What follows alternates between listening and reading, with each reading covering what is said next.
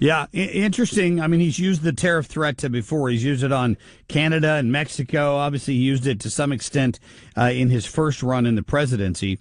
I think it's a negotiating tool, and we're already seeing some dividends from it. I don't know if it ever actually gets enacted. We'll see about that. I have my doubts about that. But Edward Tarnowski joining us right now, political commentator with Young Voices, among others. And Edward, we appreciate having you on. How are you? It's great to be on. Thanks for having me on. What's your take? You've looked at these policies. The president, he didn't hold back yesterday. The World Economic Forum is a gathering, obviously, of a lot of world economic powers, but it's also funded by people like George Soros, and it's a bunch of globalists who loved Joe Biden and probably don't think much of Donald Trump. Yeah, I think a lot of them certainly don't think much of Donald Trump, but yeah, I think it's going to be interesting. I think Trump speaking at the World Economic Forum is always going to shake things up, and there's always a chance for that to be positive. But I think something I'm really excited about is I believe this morning. I think Trump's announcing he's going to drop the America's support for the global minimum tax, the global minimum corporate tax, which is something I'm certainly excited about. So explain that to people that might not remember it, because it's been a couple of years since that was enacted.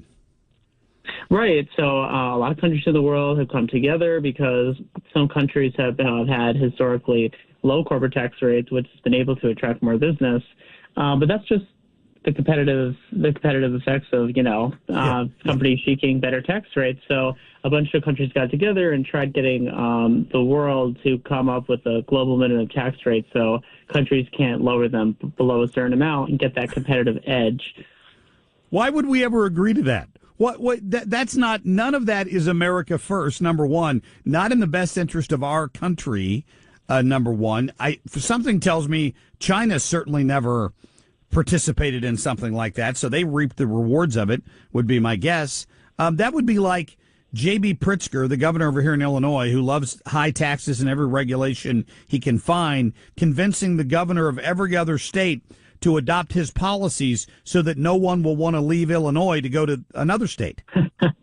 Well, that's exactly right. I think you're asking all the right questions. And why shouldn't we make it easier to do business here and to attract the best in the world? That should be the choice of Americans.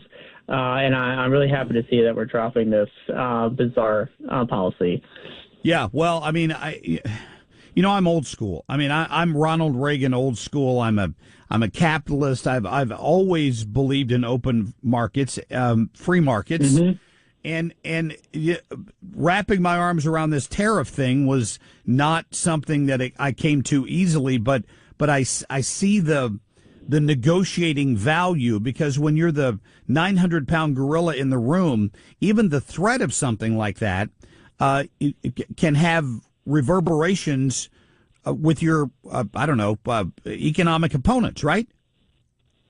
Well, right. And I consider myself a Reaganite, too, a big capitalist. I think that applies here and abroad as well. I think it brings unprecedented prosperity. But if it's going to be used as a negotiating tool, then I could be open to that. I think, if I remember right, Trump did use that in his first term to negotiate with Mexico and getting them to put more troops on their northern border with the United States, and the tariffs never came into effect. So if tariffs never come to effect and they're an effective negotiating tool, then I'm certainly open to that. What do you think? We're talking to Edward Tarnowski, and I know you work with Young Voices, and I know part of your policy interest includes education. And if you support free markets and education, I think you would probably support school choice. Am I correct about that? That would be right. Yeah. Milton Friedman's idea. Well, we've tried some really watered down, weak version of it in Missouri with tax credits. I know in places like Arkansas, they've gone a lot further with it. I wonder if maybe it's something that the Trump administration has interest in. Do you have any insight on that as to whether maybe they would do something nationally to support vouchers? I'm hearing that they are certainly interested in it. I do think that most of the education policy with school choice and as a whole will remain with the states and should remain with the states. Right. However, there is some interesting stuff going on in Congress to propose a federal tax credit scholarship, which would essentially allow donors to donate a certain amount of money toward a scholarship granting organization that would grant scholarships to kids, and then they could get a dollar for dollar tax write-off on their donations.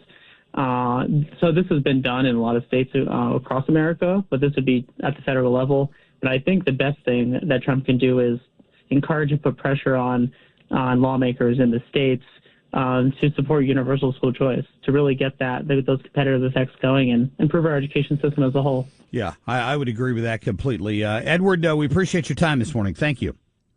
Thanks for having me on. Yeah, absolutely. Yeah, I mean.